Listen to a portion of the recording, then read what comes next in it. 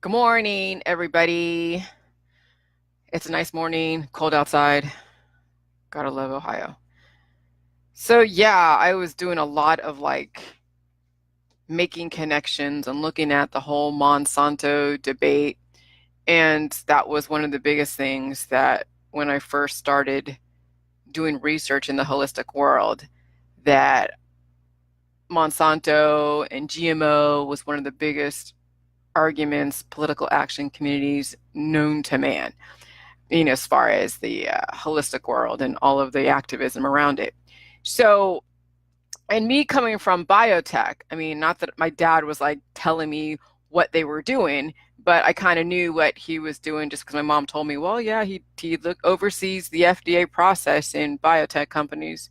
It's like quality assurance type of thing. That's what my dad did. So he was making sure that things are up to FDA regulations. So that's a cool thing, right? I mean, you're making sure that these products that are out there aren't going to be completely harmful to the general population. However, some of you are so mutated that there are certain things that you are allergic to because your body can't handle it.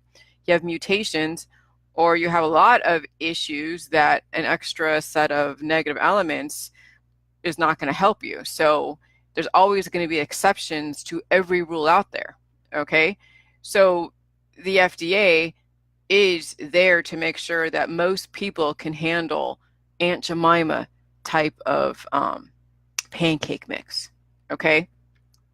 So what we have done in the last couple of years, embarking on Jilly Juice, was like a whole research thing. That's what my 60,000 person group was like a research basis point that had a lot of naysayers, as well as a lot of supporters and curious people. And so finally, after all of those couple years of just dealing with bullshit, I finally narrowed and simplified everything down to the periodic tables. Okay. So here is this is a small version of it. So you can see it's 120 elements. Here's a bigger version of it, but I couldn't fit everything on one page. See, it's coming off. So this is a smaller version of the periodic tables. This is what makes up our universe. Okay, so we actually, everything that you look at, that you're seeing, is a compound element.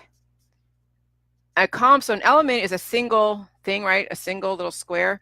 And then compound elements are strings of these in combinations in formulas that have a specific purpose. This phone is a compound element. This paper is a compound element. Now you can Google and figure out the chemical composition of this paper, and then you can find out that everything breaks down to elements. So then it takes away the stories around things. It takes away the stories around this. This is either going to be positive or negative to your body if you ingest this. Obviously, you're not going to eat this. You can't even chew this. And if you do try to swallow it, it's going to cut your esophagus and everything going down. So you can't digest this. Okay. But this is a compound element. And then certain foods are compound elements. Drugs are compound elements. And some will react and influence the body negatively, and some will react and influence the body positively. And so you have to understand now the laws that are out there. So when you have 120 elements, okay, and then over 9 million compound elements, you can do and create a lot of things. Okay, obviously you see everything in your house. You look at this, you look at a pen. This is a compound element. You know, your body is made up of compound elements. You are no different than the universe out there with a specific set of rules and laws that you have to abide by.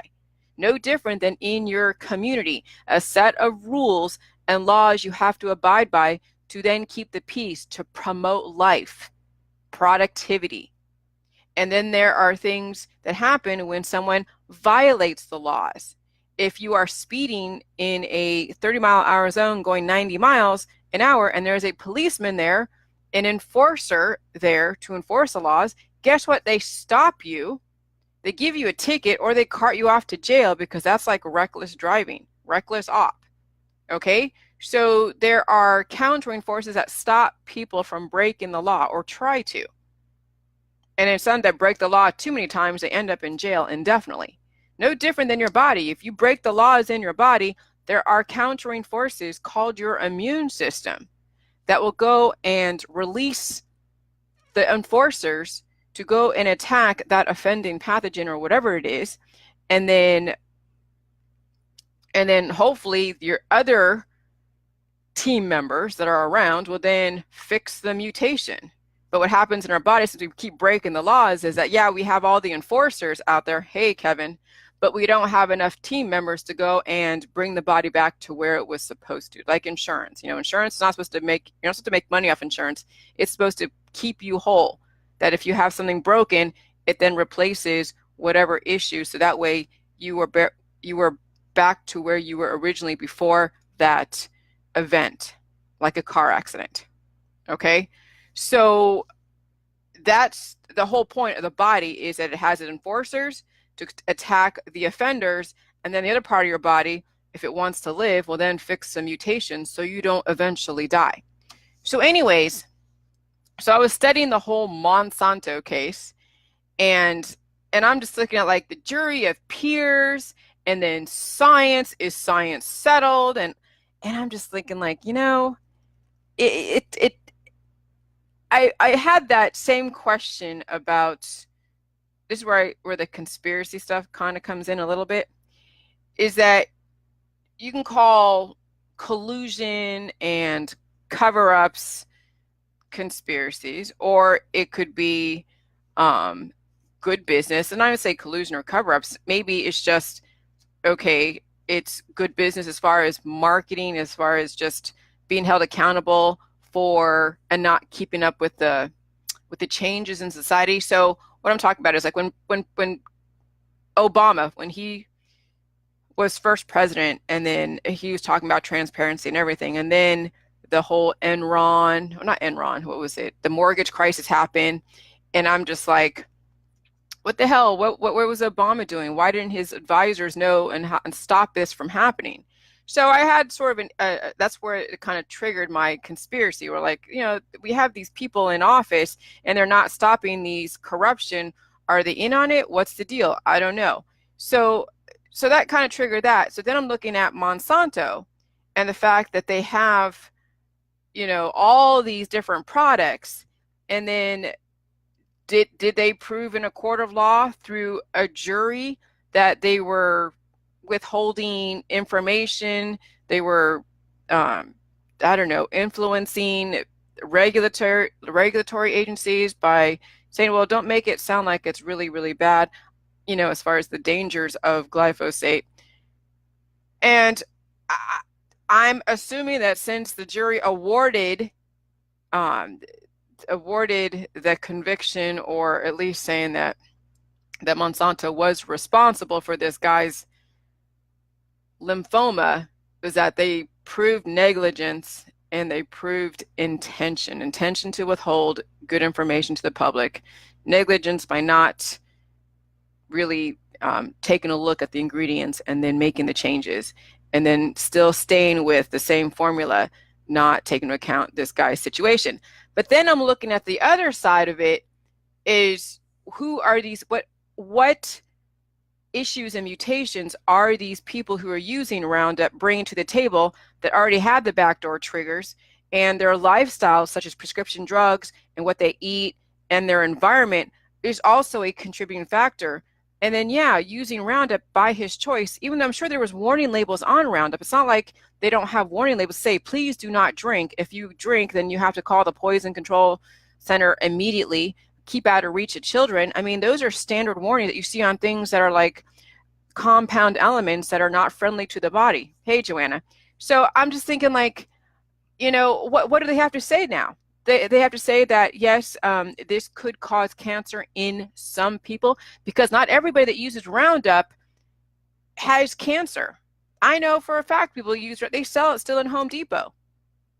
So obviously it's not that dangerous for people who cannot use it. It's not like you're handling uranium in its purest form and being sold in the open market. No, there are certain people that even if it's prolonged exposure, or even just, one guy, the Dwayne Johnson, he used it in his garden all the time.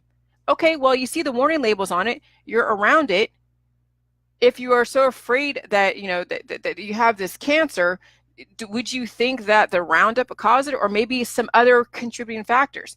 So I was really like surprised that they allowed the jury to make the decision. A jury of your peers, a bunch of other ignorant people who don't know science, who don't know chemistry, making a decision whether or not this huge pharmacological giant was negligent in their practices. And I'm like, you know, if I had access, first of all, to the best brains out there that have been trained and educated by the most prestigious universities, like the University of Cologne out there in Europe. I mean, a lot of these, like Monsanto and Bayer, these guys are educated in Europe, in the UK. I mean, you have Cambridge, you have Oxford, then you have like Stanford, and you have Princeton and Yale and Harvard. So you have all these highly educated people who can't even settle the science and explain that, you know what, correlation doesn't mean causation. Where they say, well, we don't know how you got lymphoma. It's still yet to be known how you got lymphoma. Well, if you don't know how you got lymphoma, then how could they really attribute it to then the Roundup? They really could have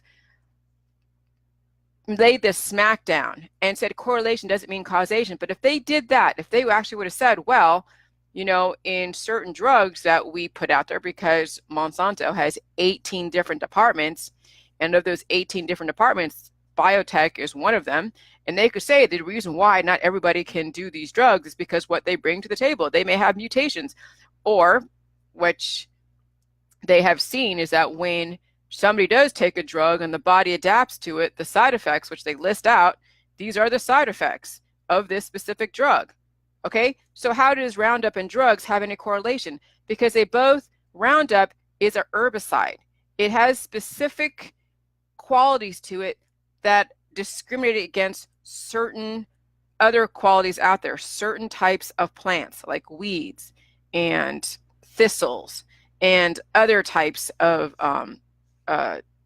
plants that people don't want in their garden. So Roundup is actually no different than than all the drugs that are out there that people take by mouth, because when you're taking a drug, you are manipulating your hormones and you're manipulating your system to have a particular outcome.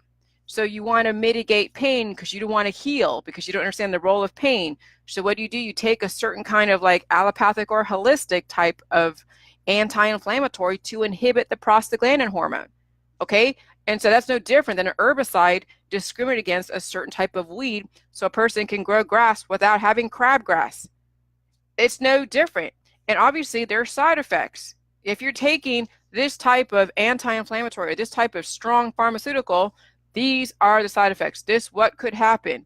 And they don't explain why those side effects may happen in some people, but I can tell you this, the reason why is because some people obviously have more mutations, and then also they have maybe a strong immune system that will then create antibodies against that drug and that poison, and then the body adapts, and then the pain returns because it has a relatively working immune system to then deal with that poison right off the bat. But then you cannot escape the laws of violating your immune system, so you will reap the negative consequences, which are the side effects. Because when you take in a poison, even though it has a specific intention to inhibit or bring up a hormone, it's still damaging other parts of your body. So if they say, hey, well, the side effect could be glaucoma, or the side effect could be lymphoma, well, then there you go. You know, at what point are you going to contract that? Right away? It may be right away if your body adapts that quickly, so that way you're not getting the benefit, but you could be getting the side effects and the benefit of the drug at the same time simultaneously, which then will have you on other types of drugs to deal with the side effects of that drug as you're dealing with that specific issue that you took that prescription drug to begin with. So it's like Roundup is no different than taking like Prozac. And so when you actually break everything down to a chemical composition, you will see that all of the different, like Roundup is carbon with 3 atoms, hydrogen with 8 atoms, nitrogen, oxygen with 5 atoms, and P, I don't know what P is. I have to look on here. Okay, that's what Roundup is. I mean, what is fluoxetine? That's in Prozac. That's a carbon with 17 atoms and a hydrogen with 18 atoms, and I guess F is fluoride with 3 atoms, and then you have nitrogen and oxygen. See, everything can be broken down like vinegar. Now, vinegar is a mixture. It has lactobacillus. Yes, it's probiotic, but it also has fruit sugar, okay, which feeds the cancer. And then, of course, I'm sure it's some yeast. And then it's also acetic acid or fermented ethanol, okay? So, but it's a combination, but this is the chemical composition of vinegar. And all vinegars are antibiotic, okay? So it's CH3-COOH. So AC vinegar, opposite of vinegar, is a mixture. There isn't a specific formula because it has a mixture of fruit stuff, lactobacillus, and then also the vinegar chemical composition. All right, so all of this stuff. Now, there's a formula to life, which is electrolytes, and that's the elemental composition of the human body. And I have that in my book that's out right now that talks about the first 9 elements, electrolytes, and the good elements, the positive elements. And then the last like 20 or 30 or whatever it is like heavy metals, trace minerals, okay? And so if you have a combination of any of these, now these are the type of elements there are. Oh gosh. There is like alkali metal, alkaline earth, transition metal, basic metal, semi-metals, non-metals, halogens, noble gas, lanthaniders, and actinides. Okay, now I can Google all of them and figure it out. But any of these combinations that are not friendly to the elemental composition of the human body is going to create antibodies. So when you look at like fluoxetine, or you look at some, I don't know, pill, powder, or shake, or type of MLM product that you know is antibiotic, of course it is, because it's not like friendly to the body, really, truly. Then you can go and see what those chemical composition that makes up a specific shake or detox, like bentonite clay, or like aluminum, like, you know, which bentonite clay is aluminum silicate, or like zeolite.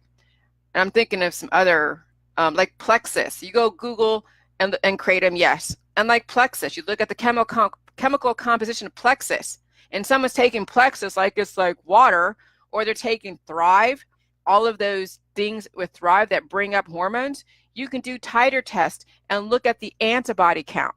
You can go test Thrive and that MLM type of product, or you test Plexus, or any of these MLM products, even some of these like doTERRA and Young Living and Rodon and Fields, or whatever MLM out there, and you test it and you see what kind of antibodies that come out. It's like it's doing an immunoassay. It's looking at the relationship of the antigen and what antibody gets created, and then you see the prevalence, how much of it, and then you can see, yeah, if you have a lot of antibodies that is connected to this specific product that's antibiotic, guess what? We can do correlation equals causation. So the reason why Monsanto didn't go into that specific detail of the science, which may have probably would go over the heads of the jury, who is just regular people who don't know anything about chemistry, but they also don't want to be exposing their trade secrets. When you have 18 different departments, okay, 18 different departments, and let's take a look at the 18 different departments, just the names of them. Okay, let's see. Oh, Lordy.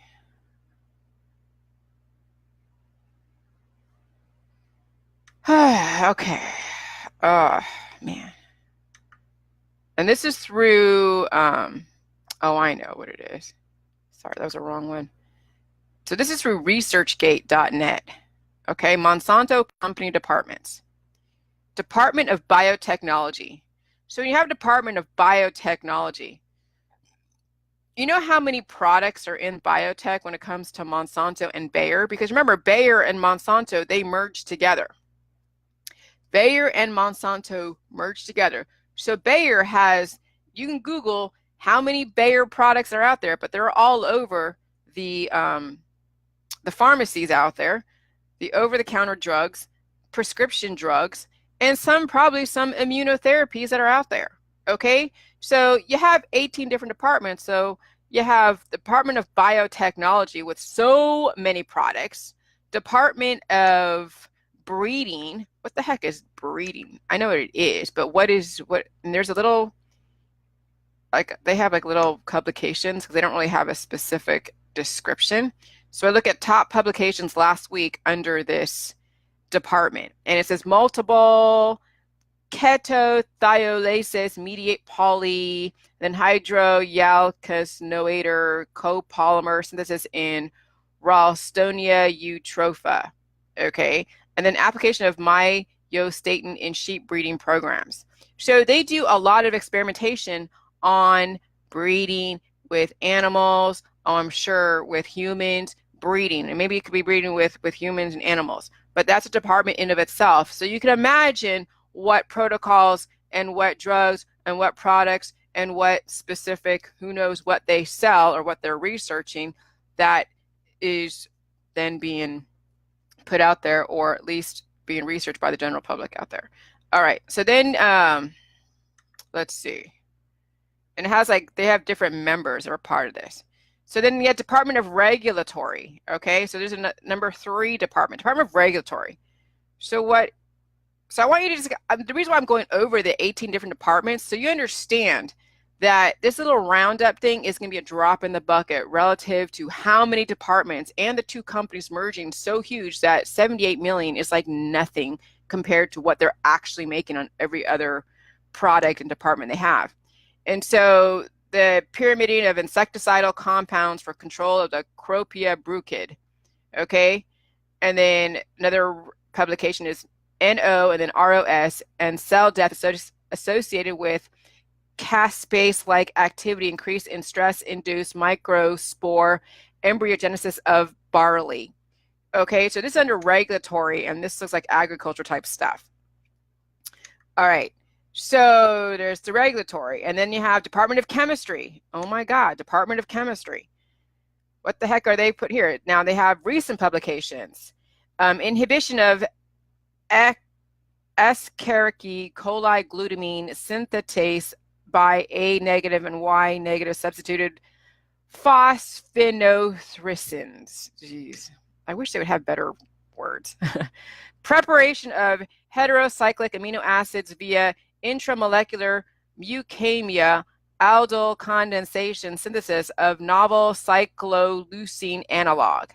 And then they have another publication, effects of diet restriction on lifespan and age-related changes in dogs. So this is chemistry, effects of diet restriction on lifespan. So they're doing experiments on the effects of diet restrictions on lifespan and age-related changes in dogs. And then thiohexacephin, a new broad-spectrum seed treatment nematicide. Okay, sounds like something they're inhibiting. And then substrate variability as a factor in enzyme inhibitor design, inhibition of ovine brain glutamine synthesis by A negative and Y negative substituted phosphothricins. Okay, so that's the chemistry department.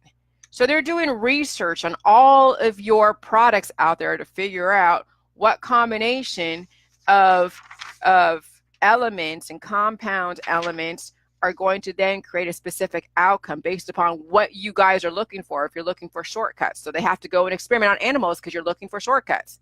So mutated people will then contribute to the experimentation and why biotech has all these different departments. So then we have Department of Technology Development. Oh, wow, technology development. I mean, this is every facet of your life. You can't get away from Monsanto, Bayer, and biotech. It's in everything that you live and breathe and think about and do. So what publication they have here in the Department of Technology Development? Relationship between external stink bug, boll feeding symptoms, and internal boll damage with respect to cotton, lint, gin out, and fiber quality. So, okay, there you go. So it has to do with like some of their agriculture and things that they do with agriculture. And here we go. Insect diapause, a review, another publication, and then maize, leaf angle, and emergences as affected by seed orientation at planting. Okay, so more experimentations on agriculture and planting. This is Department of Technology. So you have all these departments that are actually merging with each other too. And then Department of Agronomics. Well, that sounds like agriculture, right? So this is where they have all those plants and the doing the insecticides and GMO and all that stuff, which is not inherently bad. Okay, but I want you to kind of see that you can't get away from said chemicals. So this is where you cannot fear. But this is what the holistic community and the allopathic is taking 9 million compound elements and making you fear it, when really it's understanding that one element or that one compound element, the formula to life. So that way you're not focusing on so many compartmentalized single elements or compound elements and demonize it and think that's the end of the world. Okay. So this Department of Agronomics is, well, it's a constitutive and regulated expression vectors to construct polyphosphate deficient bacteria and then other stuff. So they deal with all of the agriculture. What is agronomics? We can just Google what agronomics are. Agronomics, or Bing. I have Bing and Google. And agronomics are horticulture, farming, gardening, planting, agriculture, culture, cultivation, husbandry, production, breeding, grazing, ranching, working, tillage, agronomy, agrology, tending, raising, landscaping, British dictionary. Definitions of agronomics. So that's there's branches of economics dealing with the distribution, management, and productivity of land. So this is part of the government too, okay? So you can't get away from corporations and government working together, because that's who is advising the government, is these corporations. But it's not necessarily bad, again, because remember, they're trying to keep you guys alive, right? Relative to your intelligence or ignorance, and then you also have a responsibility to understand the world that you live in, so you can counter potential negative effects that may happen, but not because it's the intention. It's because you live in a world that is highly advanced and you want shortcuts. Okay, so you got to understand that all of these different departments are necessary, but you have to understand why they exist to begin with. So then you know the formulas out there to counter anything that you could be negative to you. Okay, so then here we go. Then we have Vegetable Research and Development Division. Well, obviously that's about vegetable research. Division of Chemical Process Engineering. So now we have the engineering, chemicals and processes and all that. I mean, what publication do they have? Recent or none, actually. They have 6 members and nothing. Okay. And then what else? Department of Drafting, Design Engineering, Department of Engineering, Division of Electrical Engineering. So now they have electrical engineering, okay? Division of Reliability Engineering, Division of Civil Engineering, okay? Division of Mechanical Engineering, so metallurgy, okay?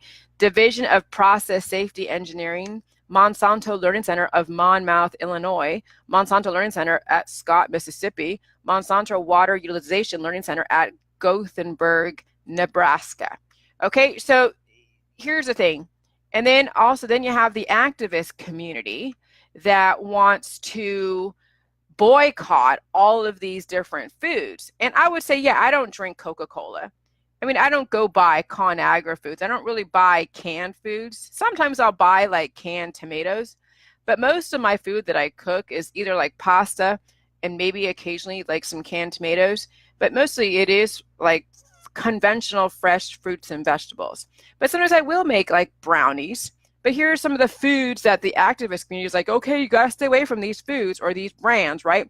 Aunt Jemima, Aurora Foods, Banquet, Best Foods, Betty Crocker, Bisquick, Cadbury, Campbell's, Capri Sun, Carnation, Chef Boyardee, Coca-Cola, Conagra Foods, Delicious Brand Cookies, Duncan Hines, Famous Amos, Flour Industries, Frito-Lay, General Mills, Green Giant, Healthy Choice, Heinz, Hellmann's, Hershey, Wholesome, Hormel, Hungry Jack, Hunt's, Interstate Bakeries, Jiffy. Okay, so you stay away from these foods, right? But then you go buy the other brands of foods that are not Monsanto owned. How are they doing anything different than what Monsanto does? Because they still have to go and process these specific foods and elements. So whether it's Monsanto or whether it's some off-brand like from Giant Eagle, you're still working with the same freaking elements. There is no difference.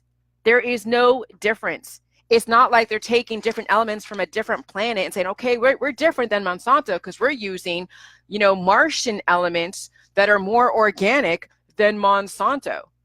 No, I mean, there is the off brands or the brands are not Monsanto are still doing the same thing. They're still using specific types of compound elements to then elicit a specific thing in a process. Okay, you have to have preservatives or foods that need to be on it, have to have a shelf life.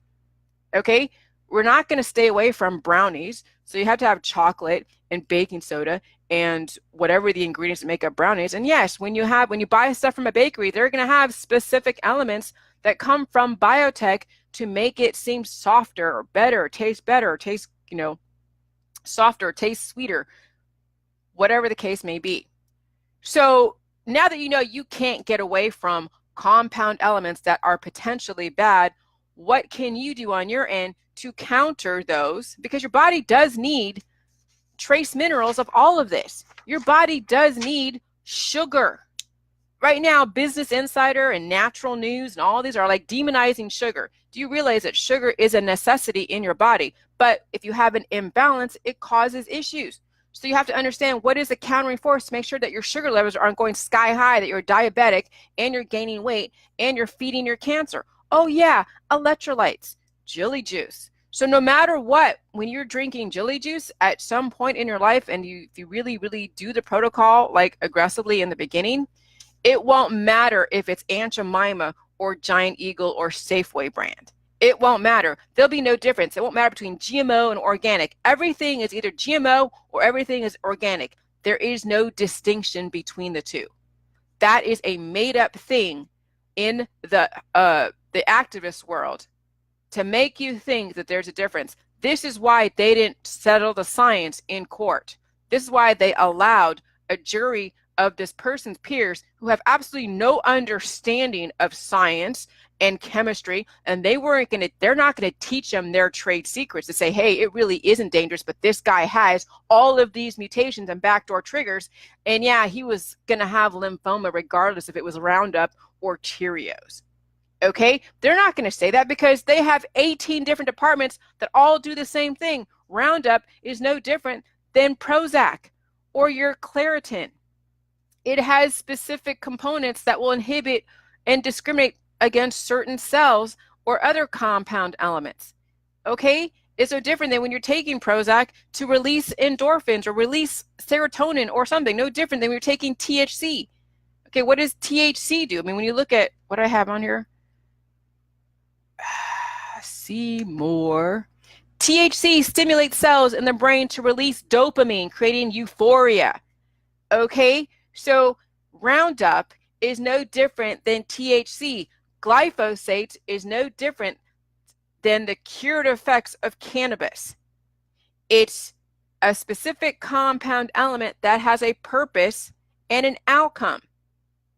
Forget all the stories out there. So yeah, I was surprised that these people who are highly educated, these lawyers that are high-powered lawyers for these huge corporations, couldn't settle the science in court with these lay people who absolutely have no experience with chemistry, but they're not going to do a chemistry lesson or a cell division lesson in court. They're looking for, did you adequately warn the consumer to then make an educated choice?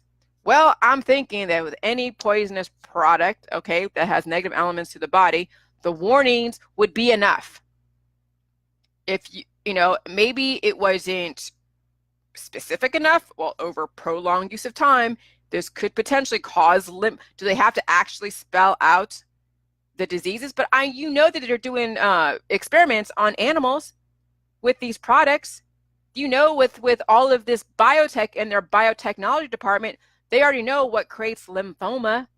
That's how they have names for these diseases, because they already done the experiments to then say, well, this is a named disease. It's called lymphoma. It's called non-Hodgkin's lymphoma. It's called cancer, or this type of cancer.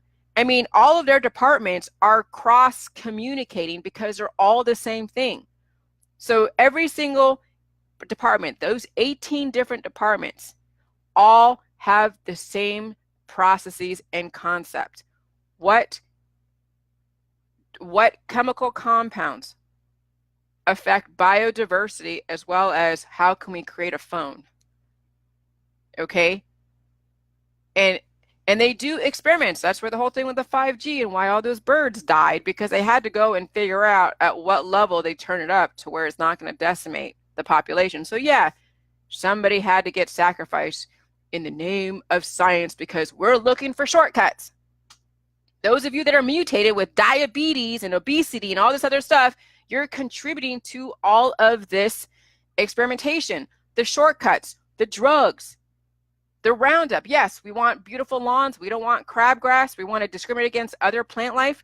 I mean, Roundup and all the different insecticides and herbicides and even the geoengineering is like manipulating your body to do a certain thing, to have a specific outcome. So with jelly juice is no different, but it has a positive outcome. Yes, it may seem like in the beginning it's like horrible, but you have mutations, you have pathogens you haven't reversed and taken care of and got out of your body. So yeah, your body has to deal with it at some point because you've failed to do that over the course of your life. And so when I took my juice to a lab and they then said that at first it was too numerous to count. They couldn't count how many lactobacilli was in there. So they had to dilute it and then count the colony forming units. And they came up with 13 million colony forming units. It's a probiotic. There is nothing antibiotic in my juice. So when you do a titer test, you're not going to see jelly juice come up as an antibiotic because it's not antibiotic. See, this is where people in that jury don't understand antibiotic versus probiotic versus mutations and the natural immunity that mothers give to babies. The mothers who are mutated will be giving their mutations to their baby.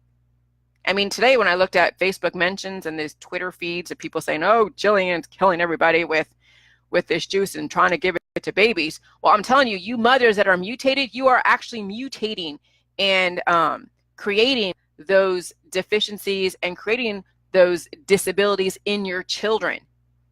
Okay, so no, J juice has already been tested by a lab and given to my government, and all they had to tell me was, well, according to the Federal Trade Commission, you can't advertise and make claims on this. Okay, fine. Obviously, I can't guarantee that you're going to regrow your limb, but you can regrow limbs in the right conditions as long as you understand the science behind it. But no, I can't say that jelly juice is going to do that because you're not in a controlled circumstance. So advertising can't be done in a certain way, and that was the only warning that I got from my government was the advertising. So guess what? I washed my website of any kind of advertising, making claims, and now it's up to the person to read the book and see what is possible for them if they understand the science, and then they can say, okay, I'm willing to go through the pain to regrow my limb or organ or whatever deficiency they have. That's why I don't do personal consultations. That's why I don't answer questions really on my Facebook about anything specific like your situation. I don't answer private messages about what it is that jelly juice could do for you. Because if you truly want to know, just get the book, read it, and then ask those questions that I still may or may not answer specifically to you in the website, but I may hint towards it in some way. Okay? There's no guarantees in life. Absolutely not, because you all have different types of lifestyles. And some of you are doing maybe a quart a day. Some of you are only doing 2 cups a day. Some of you are so mutated that you probably should up your levels, but you can't handle the pain, so you have to do it slowly. Some of you have Crohn's disease, so you have to do it slowly because your body is needing to heal slowly because it has so many issues. And so when you do feel a certain type of healing symptom right off the bat, that's probably the most aggressive, severe issue that would potentially be the thing that would kill you off if you kept where you're going. Okay, so so the thing with the Roundup, why they didn't settle the science in court, and they had a whole platform to do it. If I was one of the lawyers for Monsanto, I would be basically just telling everybody the trade secrets. Okay, this guy came into this situation already mutated. The fact that he used Roundup for his garden daily or whatever, or weekly, or the fact that this guy is a groundskeeper, landscaper, okay, and was forced by his employer to use Roundup daily, well, Now you got to look at where's the responsibility of the person, and then what other factors in that person's life would contribute to then the triggers of lymphoma. And then what other, so when you do titer tests, and this is what I'm saying, when you do titer tests, you can test for specific heavy metals. And then if you know if a person is taking aluminum silicate or zeolite or bentonite clay, or they're taking apple cider vinegar, fermented ethanol, or acetic acid, which is all the vinegars, and you go and test to see if they're taking it every single day, and then they have a major condition, and then they go do a titer test to test for those specific for the acetic acid, they will see an accumulation, a huge amount of antibodies according to those negative elements, because that's how your body tells. That's like seeing, it's, how do I say it? When you do a titer test, you're seeing now exactly what pathogens you have been exposed to. And I mean, that's how the body works anyways. That's your innate immune system. But that's how also drug tests are being, how they're being read, because they know that if someone says that, yeah, I've smoked pot in my life, they know there's going to be a THC antibody in there. So yeah, if they did drug tests to see if even an antibody exists, if they've been exposed to it, yeah, everybody would come up positive if those were the conditions of the test to see any presence of antibodies. No, they're looking at numbers, because the numbers of antibodies will tell you if you're in an altered state or not. And so if you have a lot of antibodies for like acetic acid, like apple cider vinegar, that tells you that you're in an altered state. Something is getting affected. And then you look at your symptoms, and then you can say, oh yeah, correlation equals causation. That's immunoassay. I think that's how you say it. Assay, whatever. Immunoassay. That is making the antigen and antibody detection to see correlation, causation. And then you look at your symptoms, you're like, oh yeah, okay. See, all of you that have Down syndrome children, all of you that have autistic children, all of you that have your own issues, go do a titer test. Test for all the different heavy metals. Test for, and then you can see what pathogens, what specific. I mean, yeah. When you figure, now how would you then tie it to a specific product to then go after a specific MLMer or a specific company like doTERRA or Young Living, when they're putting those essential oils and capsules and telling people to eat those? Oh my God. If somebody does that in the essential oils world, where they're taking capsules of freaking essential oils and then they have complications, that could be a direct correlation. You could take that sample of those essential oil caplets, send it to the lab, have them test it to make that correlation causation. This is the antigen, this is the antibody, and then have the person get their urine or their blood tested to see the presence of the antigen that created the antibody. And then you can say correlation equals causation. So then you can say, for those that are hating vaccines and are vaccine injured, do a titer test before you get a vaccine, and then do the titer test afterwards, know the antigen, and then you can see then the symptoms right after. Okay, so it just, and then that's then would be up to the doctor if you wanted to sue the doctor, or, well, I don't know, you could try to sue the vaccine industry, but I don't think so, because they've tested to where most people can do it and they have all the warnings, so it's still your choice. So then who do you sue? You sue your doctor, who should have looked out for you. But if your doctor says, no, I told her not to get the vaccine and she got it anyways, and this kid now had complications, now it's your fault as a mother or a father, because you did not take your doctor's advice. So doctors could be absolved of responsibility if they advised you correctly and then you still didn't do what they said. So that's where you prove intent and negligence and all of that. But as far as those cases against Monsanto, well, they're shooting themselves in the foot, because the more mutated our public is, and this is the vaccine schedule, not because they created this mutations, it's because it's a reflection. Biotech now has to keep up with and look at, well, we have a vaccine schedule. This is a reflection of mutating pathogens and mutating bacteria that warrant vaccines. So we must now look at our products that we're putting out there to see if it's going to trigger this type of disease in these specific people. And I don't think they're actually really doing that. I think that they probably have enough slush funds. They do enough testing to see who is going to get well, they do enough testing to see the outcome based upon the different biochemistries. And that's why the whole Human Genome Project exists. That's why the 23andMe exists. So they kind of see a cross section of what kind of mutations are out there. See, the whole 23andMe is actually a good thing in a way. So maybe it's a way for them to kind of gauge, to figure out how they then roll products out. So that way they don't induce more lawsuits because they didn't do their proper research. And then you guys know what kind of mutations you have. So that way, well, yeah, you can go then do all their products, which they will say, oh yeah, you have a potential to have HIV because you're HIV positive, but it's not enough to make it, the AIDS virus. I'm not going to worry about the products that biotech has when they're testing my titer test stuff and to see if, if I'm going to need their services in the future. No, I'm going to do jelly juice to make sure that this HIV positive never ever turns into a virus and agglutinates. Okay, so biotech at this point, they don't mind spending and have that slush fund. They probably have like $1 billion somewhere set aside, knowing that there's a bunch of mutated people. They're going to bring a lawsuit. And then, of course, the lawyers are going to find a way to then discredit some of these lawsuits. So that way, if you have like 20,000 people that are suing for damages, they look and probably do all the math to figure out how much is it worth settling and just letting it go, or is it worth fighting against relative to what the perception could be created from that lawsuit.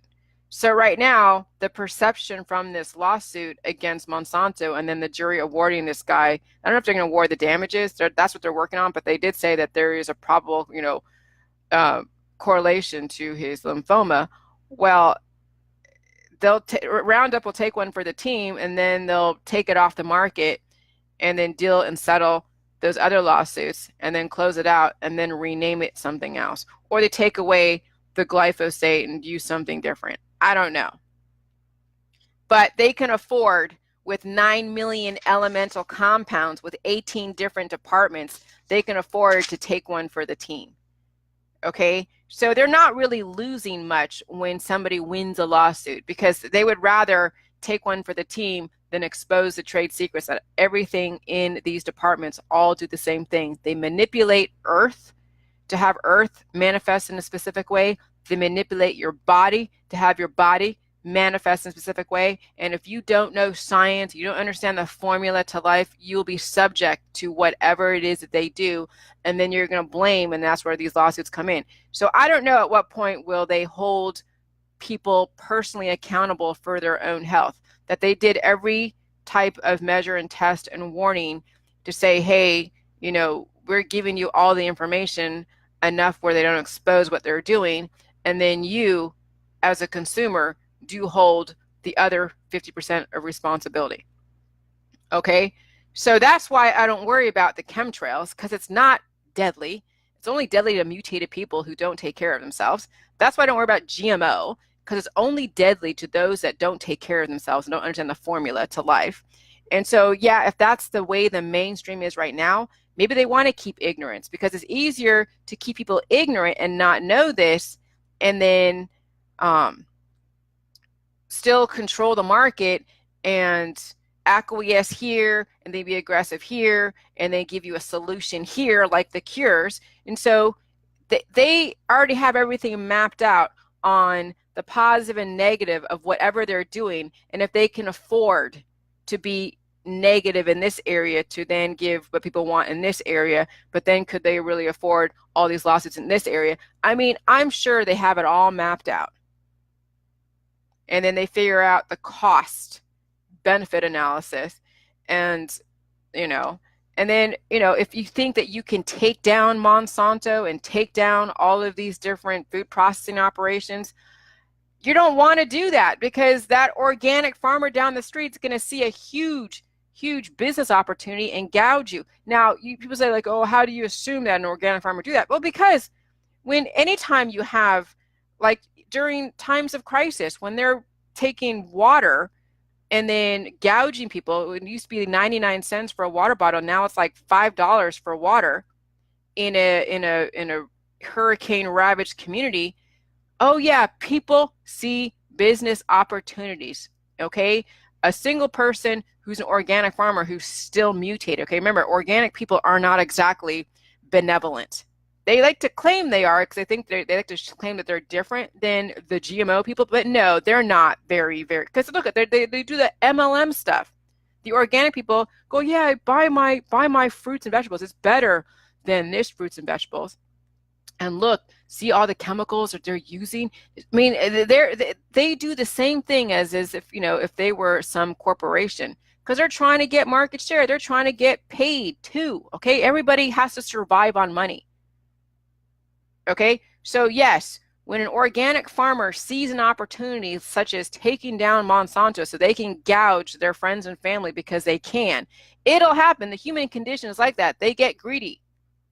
So you see everybody that takes advantage of business opportunities. I mean, look at the whole thing with Bitcoin. Okay, you look at everything.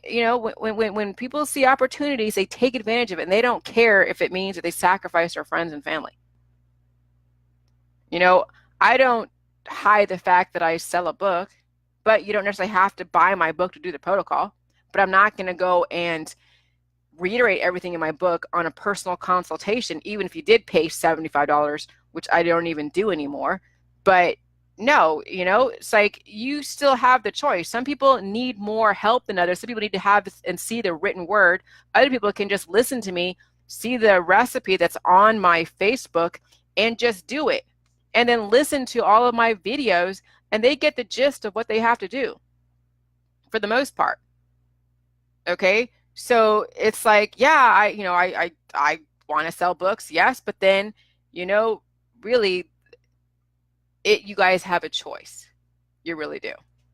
And so the more mutated people we see as generations going forward, the more they're going to look at my stuff.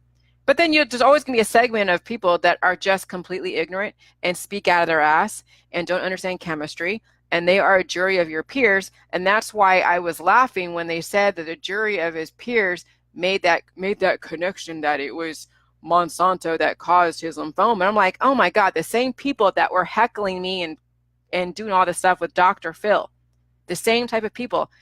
I don't want the jury of my peers deciding on a case when it comes to J-juice. But then guess what? Science trumps the jury of the peers. The reason why I'm not in jail is because science figured out, obviously, that probiotics is not dangerous, because they're using that to deal with cancers out there. And that my recipe is not dangerous. And so there's no way I was held accountable for Bruce Wilmot, because he already had antibodies in his system that caused him to be in hospice to begin with. Oh, but yeah, Pathos and Dr. Phil and Newsweek and Daily Mail, they couldn't help but, gain readership and hits and clicks, and, like Jeff Holiday and all those that are completely like oblivious to science. They couldn't wait to fan those flames. But still, it still comes down to science. I'm not in jail to be held responsible for anybody's death, because nobody dies from probiotics. Now, you can die from apple cider vinegar because it's acetic acid, even though it has a probiotic element in there. But the acetic acid fermented ethanol is the major component. And then the fermented sugar, then feeds cancer. And just like, honey, people can die from honey taking too much. Babies can die from honey because it's antibiotic and it feeds cancer. But there's nothing antibiotic with J-juice. So that's why nobody can hold me accountable for anybody's death out there, because people die all the time from stupid stuff and from preventable stuff, but not because of J-juice. They died because they took on too many antibodies, and they didn't fix the mutations, and their systems decided to just stop functioning, or a major event happened and they couldn't recover, like Luke Perry. He had too many antibodies in his blood, and it caused heart attack or stroke or whatever it is that he died from, okay, or a heart attack.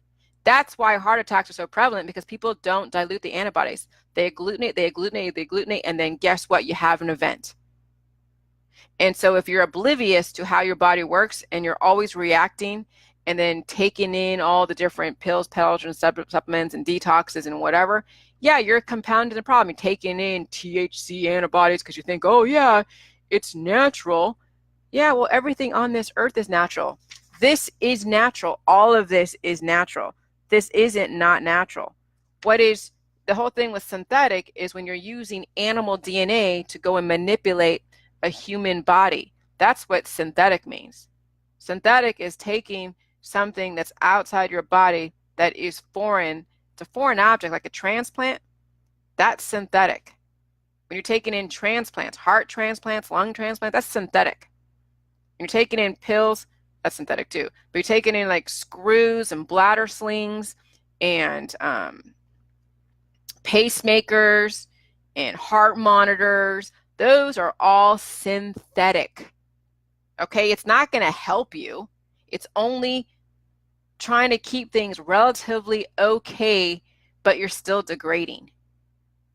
Okay, so right now, the industry, like the immunotherapies, they're taking your body's defense system to work against the body, trying to deal with numbers and tests. So the three things that destroy a person is too many antibodies, too much cancer or candida, overfed yeast, and then a hormonal imbalance. So when you're doing immunotherapies and you're taking your own cancer cells and injecting yourself to create antibodies, guess what? That's going to cause agglutination. Although, but see how they sort of kind of help that out is then they may take like an IV bag of saline solution. So when people are in the hospital getting stabilized from an event, it's saline solution, it's salt and dextrose because you need sugar and you need salt. Okay, so or you know or the thing with the hormones. See, hormones get triggered by too much antigen that create antibodies and then have a hormonal response. And so they, like with the cancer cells, they take antibodies to go and dilute cancer cells. But then you have too many antibodies. And how we know this, okay, this is the thing how we know that too many antibodies cause death as well as mutations, as you look at the incompatibilities in blood types. You can't mix AB positive blood with O negative because all those surface marker antigen in AB positive will then create so many antibodies all at once in an O negative person that it would shut the body down. It would agglutinate and it would thicken the blood so much it would shut the body down. So now you realize when you're taking in so many antibiotic type of natural remedies, such as turpentine, such as THC, which is going to be a major public health crisis, such as prescription drugs and pills, powders, and supplements, you are now taking on more antibodies that are going to play pinball with all of your mutated organs, and you're going to have a major event because one of your major organs is already compromised, and then guess what? Yeah, that's how people die. So this formula of J juice is surefire, but you have to understand that pain is healing, and the prostaglandin hormone aids in the healing process, gives you the sensation of pain. It lets you know that it's working, it's taking care of something. You just have to ride it out. And right now, the industry, biotech, are using different compound elements, okay, to then block the prostaglandin hormones because you don't want to feel pain. You want to be anesthetized. You want to smoke your pot. Well, they're going to give you what you want, and then you're going to die. No two ways about it, okay? They have 9 million compound elements at their disposal to then say, oh, we have a new cure. See all the new cures. We have a new postpartum cure. We have a new cure for this, a new cure for that. All the cures are based upon the 9 million compound elements at their disposal. 9 million. And then you look at all the different compound elements that make up the different drugs, the different cures. Okay? So biotech has infinite disposal of the elements to create the cures that are out there. Infinite possibilities of the cures out there. And there's some that are already, but see, here's the thing, why the FDA has to approve of the cures is because not everybody can afford to take on antibodies. Not everybody can afford to be poisoned at the level that these cures are being made to. Okay, so then you have to look at, okay, well, what are these compound elements, how they're going to affect the human body and biodiversity. And so the FDA has to go and make sure that you're not decimating the population with your cures. And so that's why they were on me for a minute to figure out, is this a probiotic or is this antibiotic? Can you prove? And that's why they asked the question, can you prove this is a probiotic? So I did. So not everybody can take on these types of cures. That's why your doctor or oncologist has to see if you are a candidate for chemotherapy or radiation or these immunotherapies or these prescription drugs. And that's why they have all of these types of agencies that do oversee this, because you guys still want your shortcuts, you want your poisons, you want your cures. You don't want to really fix the body because you don't know about doing it. So that's why they have to regulate it. That's why you shouldn't be buying drugs that help with your heart or help with your cancer, or listen to someone that says, oh yeah, take a bunch of baking soda to cure your cancer, when actually that is detrimental to the body. Just because you cured cancer with whatever element that you were told that's antibiotic doesn't mean that you're out of the woods. Curing cancer is just managing a symptom. All you're doing is just lowering your cancer numbers with poisons that create antibodies that are going to do more damage to your body and age you even more. See, the whole I beat cancer, the Chris beat cancer, all these I beat cancer people don't realize that that's just a stay of execution. They have a lot more issues going along with them than just the cancer. A lot more that they're not going to disclose. But oh yeah, I beat cancer. So one symptom out of probably like 200 symptoms they have, 200 mutations they already have. But oh yeah, I beat cancer. I got, low cancer numbers. It's not revolutionary. It's great. Some people, did face potential imminent death. And yes, when you are at imminent death, use whatever you got to use. But if you're in stage 1 cancer, it doesn't make sense to do chemotherapy on stage 1 cancer. It doesn't make sense to even do THC. Why don't you just do Jilly Juice, dilute the antibodies that are out there, keep the cancer at bay because of nutrition, and yeast feeds on too much sugar and heavy metals. Okay, so when you actually activate your immune system and activate your digestive process and activate all of your 11 different systems, you are going to then release the excess sugar, absorb what you need. You're going to release the excess heavy metals, so you're not feeding the yeast. And then you'll absorb what it needs based on the elemental composition of the human body. And then, wow, your cancer numbers are going to probably go down to be basically nil, non-whatever, pathogenic or cancer or mutated or whatever it is they say that you have cancer. So that's really, that's the whole point of J juice, is so you're not turning to shortcuts that will eventually do you in the long run. But you also have to pay the piper. I mean, you let your body get to this point, you're going to have to deal with the pain. See, and I went through a lot of pain. It wasn't like some people who have really major, like who, they have Lyme disease, or they have fibromyalgia and they have major nerve pain. I had PMDD, so it was major hormonal imbalances. And I had specific things like too many yeast infections I had. I had maybe 1 or 2 bladder infections in my life, and I had to deal with that. I had constipation, hemorrhoids, and drinking more juice relieves the constipation. And I had skin issues that come up, dry skin issues, and then rashes that came up, the potential lymphoma that I dodged, headaches, major headaches, because yes, the brain and things in the head were healing. Rage, because I had a lot of PTSD from stupid relationships and things in the past. So I had to deal with the rage and deal with depression, because when you're not performing at the level of your peers because of hormonal imbalances, depression sets in. So that's also a mutation, a healing symptom that I had to deal with too. So it wasn't like I escaped the pain, but it was a different set of healing symptoms than possibly somebody else who has a lot of issues that go on. So that's why the healing process with J juice is so different. That's why I cannot tell you exactly what you're going to deal with, because you will have to take inventory of what happened many, many years ago since you were born, and even what your parents, you look at your parents and you see, because, immunity and mutations get passed on from generation to generation. So you look at your grandparents, you look at your parents and see what it is that they dealt with. And then you look at yourself and you look at your kids and you realize, okay, this is what I'm going to be coming up against during the healing process. And then present issues, what you're dealing with today. And then the things that are potentially new, not that Jilly Juice did it, because Jilly Juice is not an antibiotic, so it's not causing you harm, but you have antibodies that haven't triggered yet, haven't come to surface.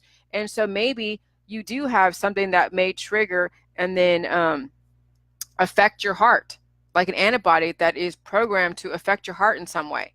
So then you deal with that. Yeah, you may feel heart palpitations, you may feel an increased heart rate, who knows, you may even feel a little bit of high blood pressure, because not because the juice did it, it's because the nutrition was getting your cardiovascular system, your neurological system, all the different systems that deal with these specific issues, getting them finally online. So you're going to see fluctuations in all of your numbers and your tests that you do.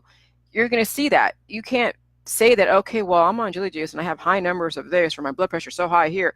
Yeah, you're going to go through biochemical fluctuations, and it's going to affect and give you numbers that don't really, the numbers can be, when you look at a sheet of numbers like this, you can create so many stories around these types of numbers. Okay, you can say that having high numbers means that you're unhealthy. It means that you're taking something that's poisonous. No, no, no. When you have high numbers, it means you're going through a biochemical change. You're bringing to surface things that would affect this, but you have to look at context. That's why context is so important.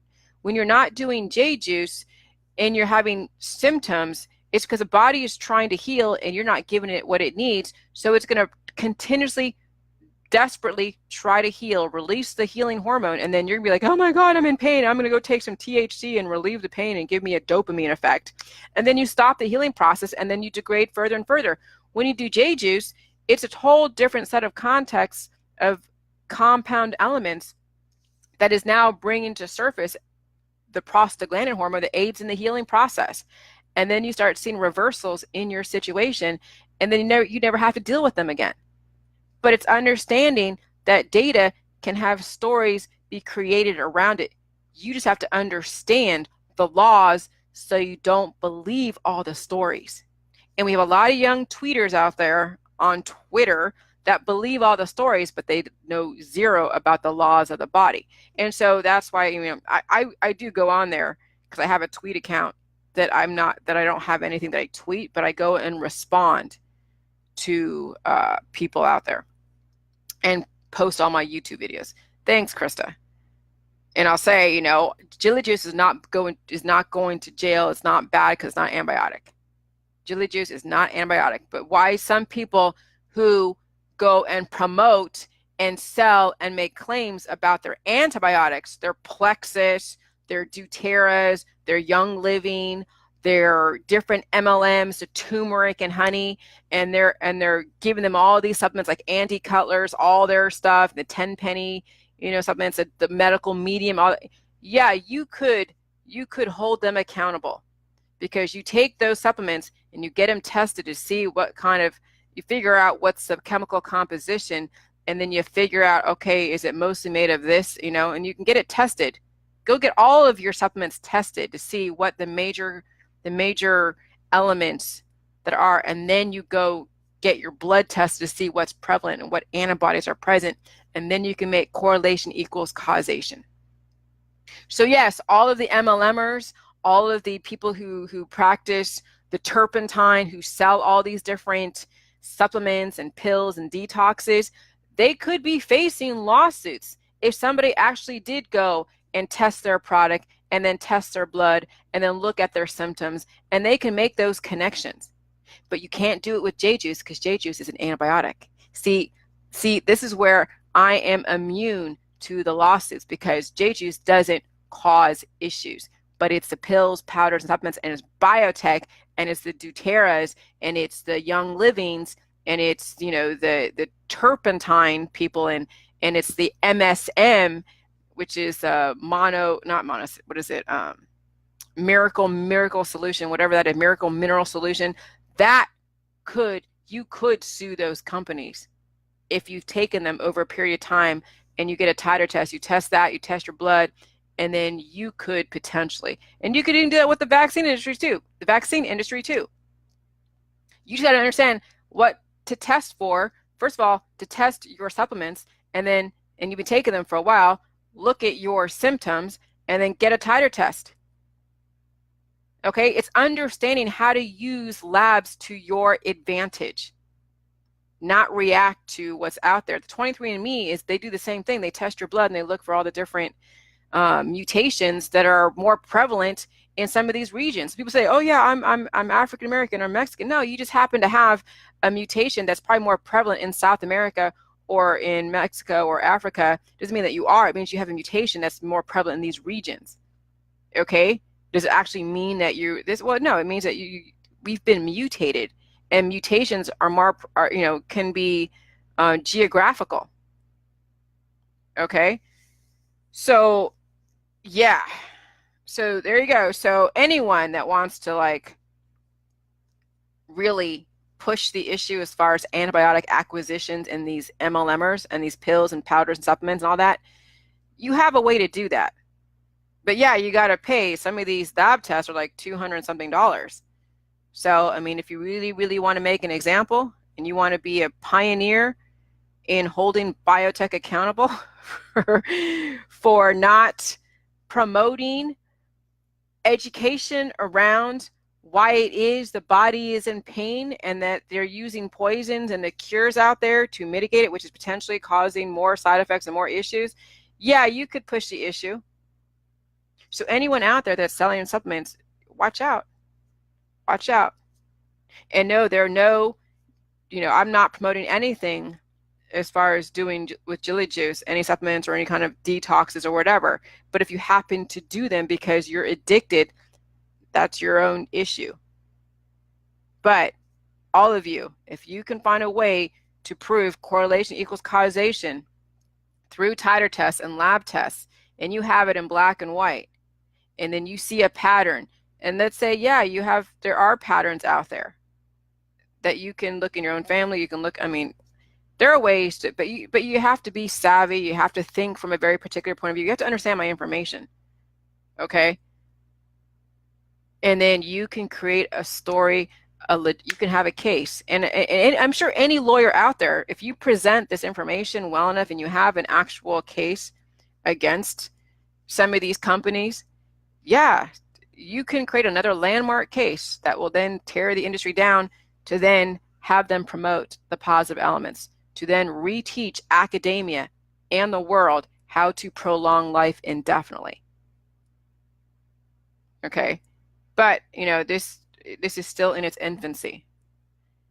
So yeah, so you guys, you are simplified down to the periodic tables. Everything is based upon the periodic tables and following the laws of the purpose, laws of life, and the laws of death.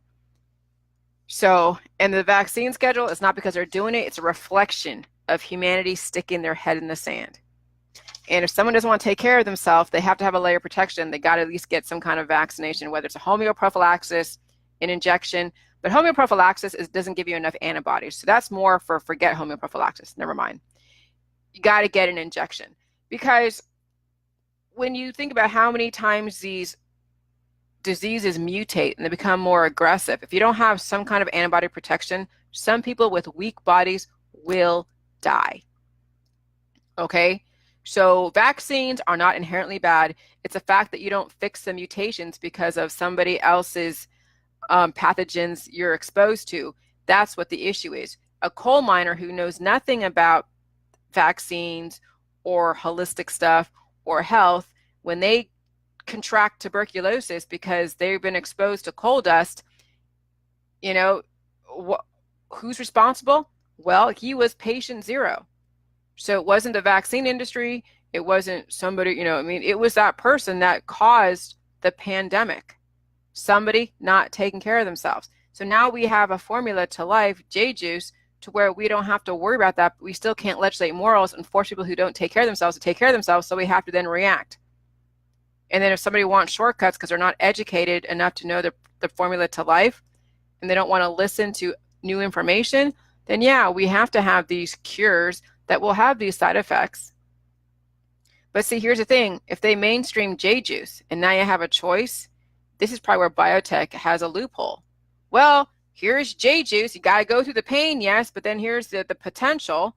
But if you don't want to deal with the pain and you need to go and do your job or whatever, well, we have this other protocol that's antibiotic, but it'll give you some kind of curative effect to kind of get you back on your feet for a certain amount of time. I don't know how long, but yeah, these are the potential side effects.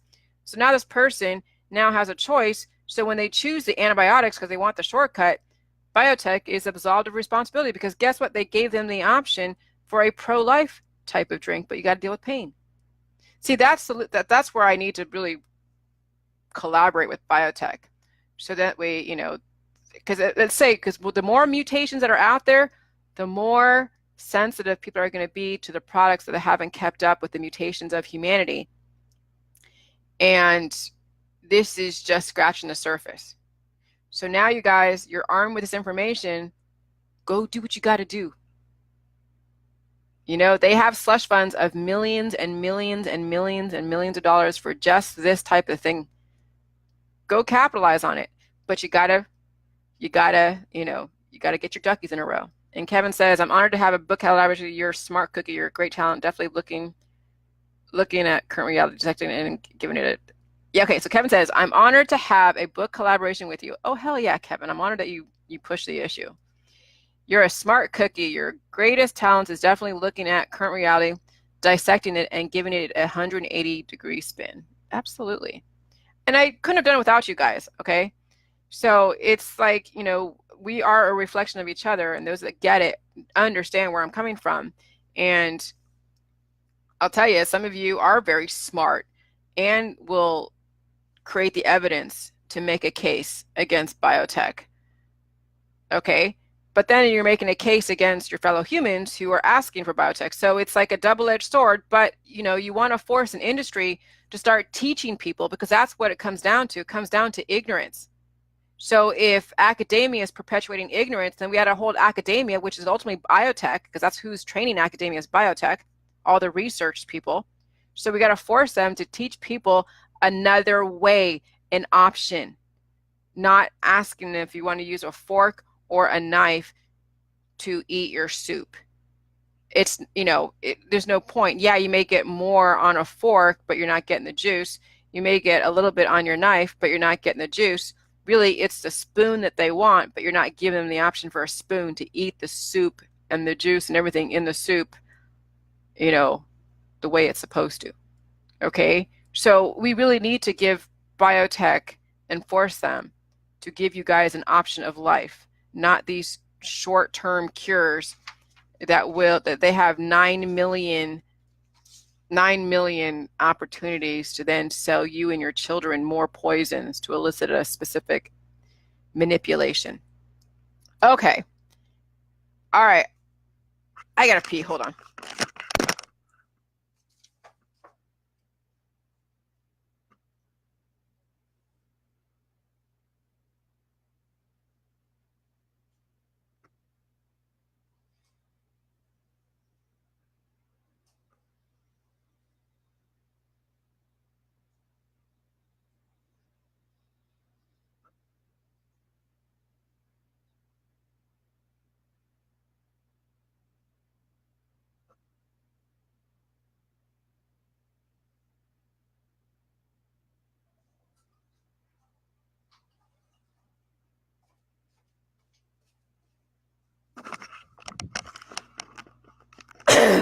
Woohoo, Bridget. Hey, Bridget.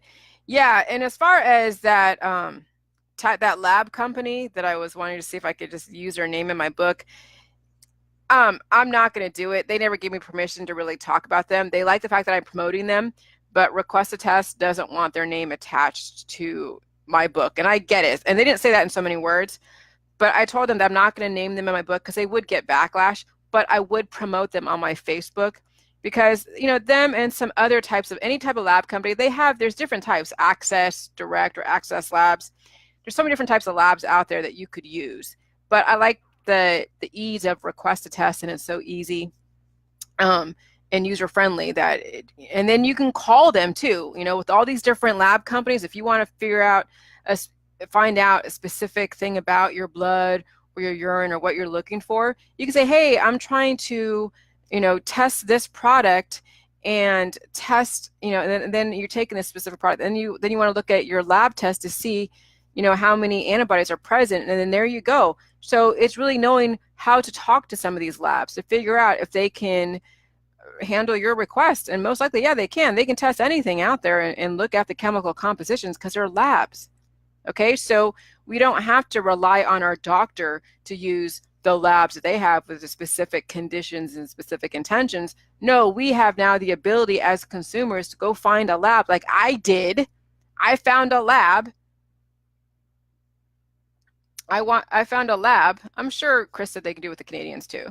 I found a lab that was local around here, well, more in Columbus, and they tested my juice. So I'm sure they could test whatever it is I want tested, any kind of food, any kind of supplement, and they can give me a breakdown of the major chemicals. And then I would get my blood tested. So yeah, it's a food lab. So then you call up a food lab and have your supplements and your antibiotics tested. And you want to know the major component, how it would translate into an antibody, if there's a name for it, and then get your blood and your urine test to see how many of those antibodies are present. There is the black and white right there, unmistakable. Numbers don't lie. As long as you are the one that sets the conditions of these numbers. Okay?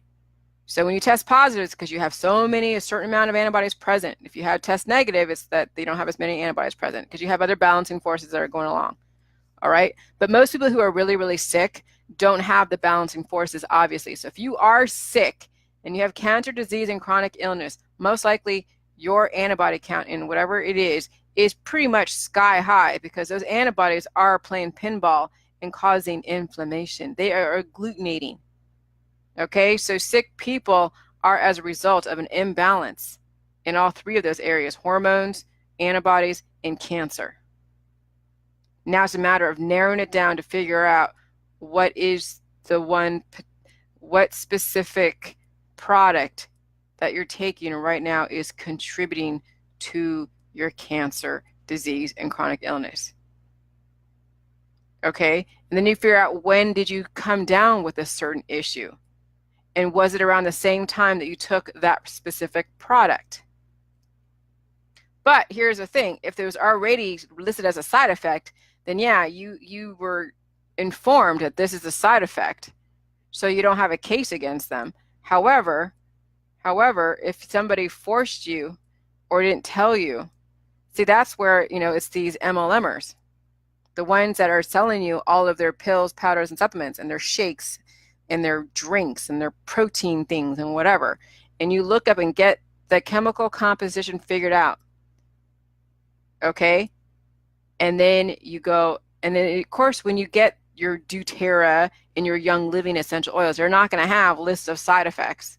So if somebody's telling you, yeah, here, take this capsule and you put this essential oil in it, and you take it by mouth daily, and you start seeing complications, and then you test that essential oil, hey Tiffany, and then you test your blood and you see all of the antibiotics, yeah, or the antibodies, yes, you could sue that MLMer, and you could sue the company for not training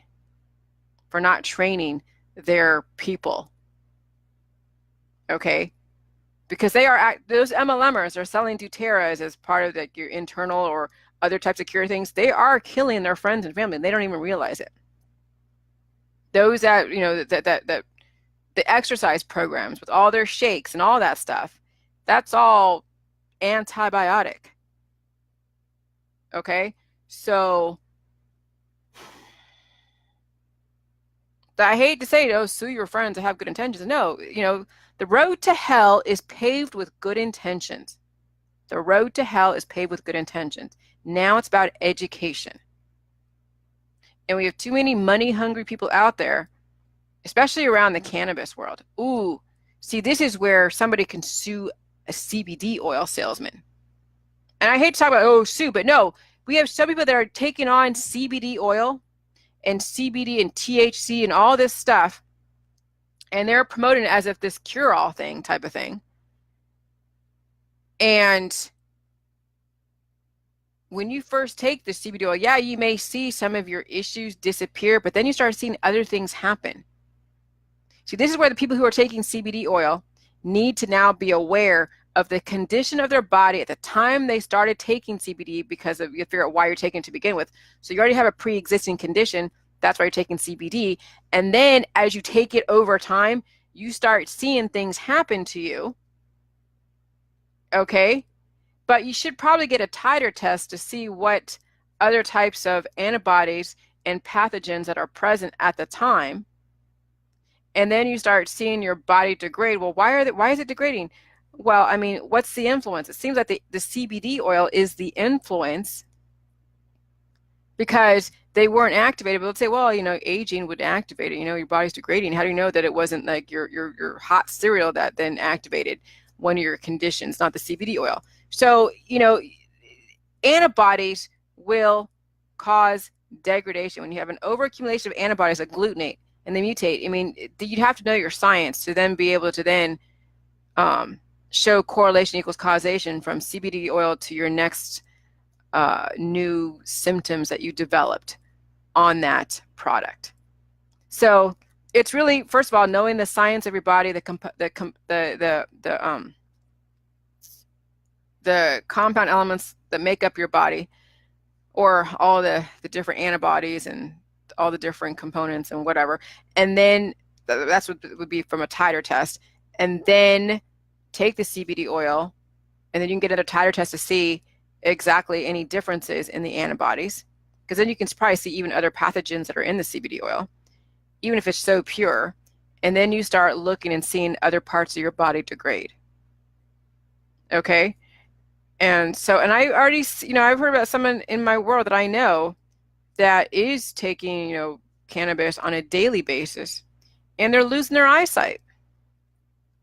Now, if this person was smart, they could say, okay, they were, well, I don't know. I don't think she took it from a CBD oil salesman.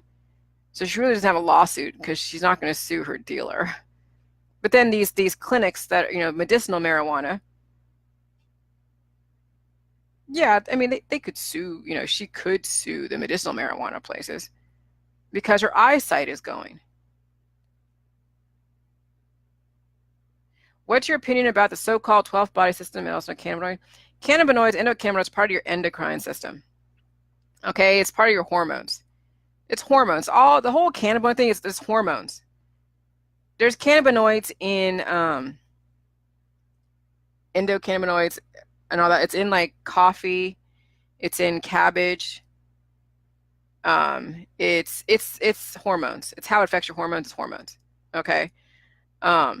So you can get endocannabinoids, you can get cannabinoids in a lot of different products out there. Okay.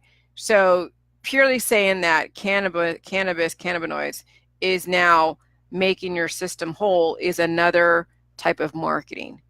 All it is, it's part of your endocrine system. The endocannabinoid system is part of your hormonal system, that system. It's not a 12 system. It's like they're trying to separate the endocrine system and compartmentalize it and then separate it out to then elicit a market. Okay? But it's still antibiotic. It's still antibiotic. THC antibodies, no matter how, or even cannabis oil, when you're taking something that's that concentrated, and any oil, any kind of oil that concentrated on a daily basis is antibiotic. And even like if you do it once in a while, it's still antibiotic. But then if you're doing more of the good elements versus the bad elements, then it's not going to make a difference, because you're always exposed to crap out there. It's a matter of, are you actually keeping the balance of the good elements in your system to then override all the crap that you're exposed to? Because you're never ever going to prevent pathogens. You're never ever going to prevent the healing until you die. When you die is when there's no more healing. Okay? So, there's no point in trying to prevent pathogens, and you can't prevent healing. So you might as well just take in the right elements, so you're not trying to prevent healing and prevent pathogens.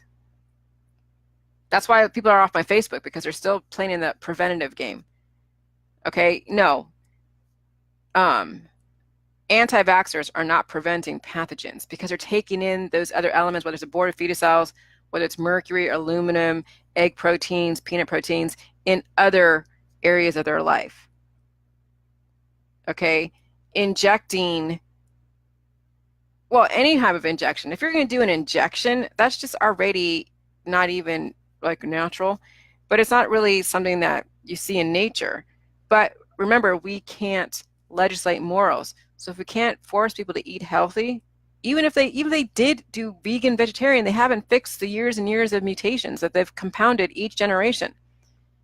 That's why we have kids that are so much more sensitive. That's why we have autism skyrocket. That's why we have peanut allergies skyrocket. All these different food allergies skyrocket. We have childhood diseases and illnesses that are new, that have mutated. That's why I have 24 different strains of the measles, because those measles keeps mutating on mutated people. Every single time a person contracts the measles, it's now a new strain. Someone said I got measles like 3 times. Yeah, they're different strains. And every single time you go through that period of inflammation, you are so pathogenic and it's mutating. Every single person that gets sick has mutated that strain relative to their biochemistry. And then when they cough on everybody, guess what? Everybody and their mother gets it. Sugar, I'm down here, Sugar. I'm down here. I'm down here, Sugar. Okay, so, I'm here, Sugar. I know. You have to go to the restroom? Okay, all right. So anyways, and yeah, and lay down. I'll take you out in a minute. Lay down for a minute, okay? But yeah, when I was in California, and even when I was in Ohio too, before I did J juice, I used to get a lot of allergies, a lot, like hay fever. Okay, so you're saying about springing is sprunging, yeah, it really is, but I don't feel it. I don't have any effect, but it's still cold out here, so. But I know I'm going to be fine. But I remember when I was in California, I had major hay fever that I had to get my nose cauterized. I had so many nosebleeds. I had to take Claritin and other types of allergy medication. I mean, it was horrible, horrible, horrible, horrible.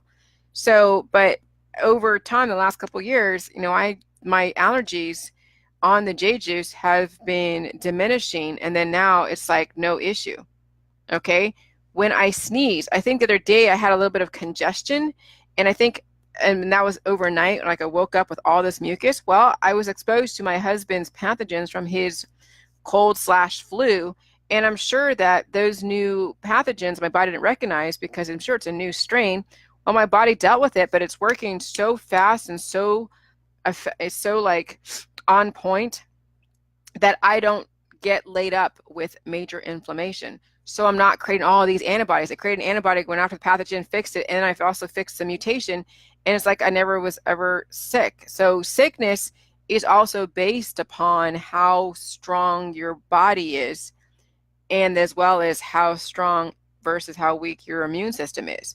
So you can have a very strong immune system and a weak body, and then that will induce autoimmunity. So when someone never gets sick, but they're not doing J juice, they have a very strong immune system that eventually will do them in down the road, because it's overtaxing the body, where they're having all these antibodies being created.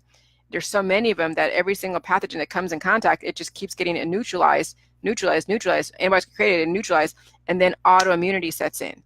So be careful of those that don't ever get sick but not on J juice, because they also have major overabundance of antibodies. So if you have a strong body but a weak immune system, then if you have a strong body, that means that, you know, your immune system is not so strong, but it's not, I mean, strong enough, but it's strong when it needs to be, but it's weak when it needs to be. So, hey, later, Krista. And then when you have a strong immune system and a strong body, well, it means you're always in contact with pathogens, but you're also reversing the mutations. So it just depends upon, when you have a strong immune or a weak immune system and a strong body, you're probably out there in the Swiss Alps because you're not in contact with pathogens that are causing antibody acquisition. See, that's the difference.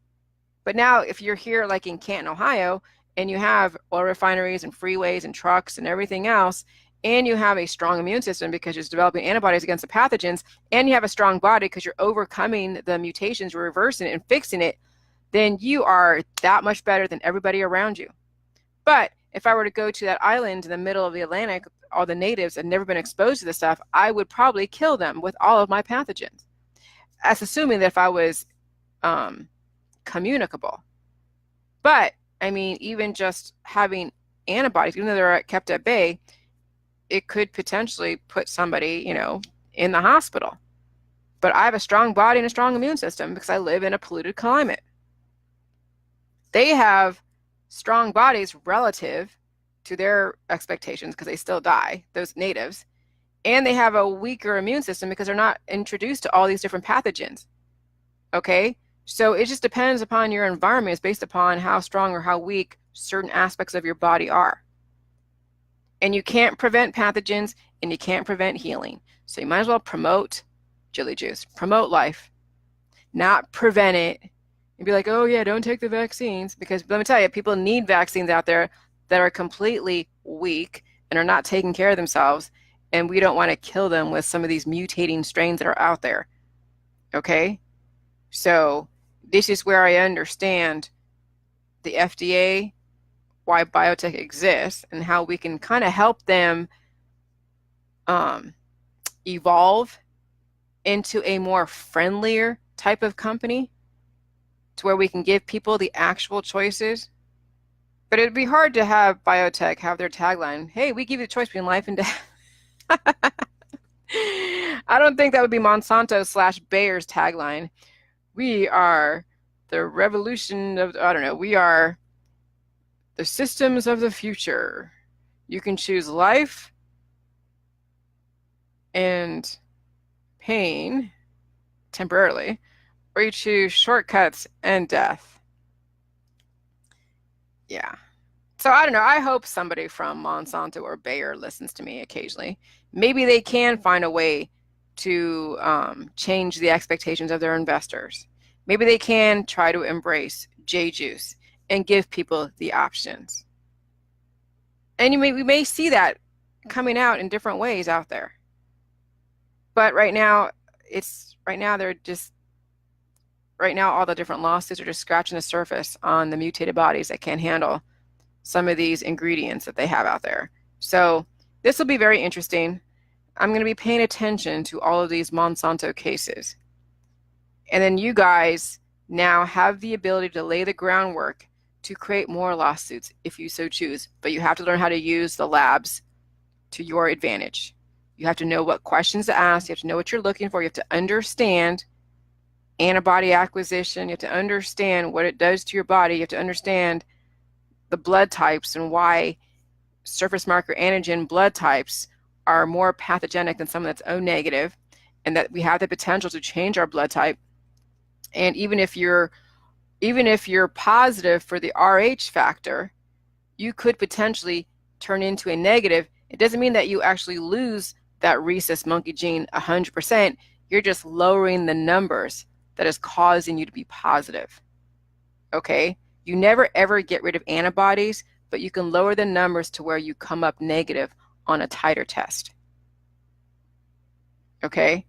So understand the world that you live in and use it to your advantage, and use the system against itself if you understand all the laws and you don't believe all the stories out there. Okay? All right, I'm going to go do my thing and go take my dog outside and do whatever I got to do. But, you know, I know Kevin's working hard on the book. So at some point, he's going to send me a draft of sorts, I'm sure. When the day comes when Kevin says, okay, here is the easy version of the draft of the book. All right, we're on. We are on. Because then eventually I will read then his full manuscript, the 150 pages. And then we'll have to then make sure that then my pages. So it'll be like a 200-page book, at least on the 8.5 by 11, double spaced. But I don't know. He might be doing 150 pages single space, so that would probably equal to be like 300 pages, I'm thinking. Are you doing double space 12-point font, Kevin? do that. Do 12-point font, double space.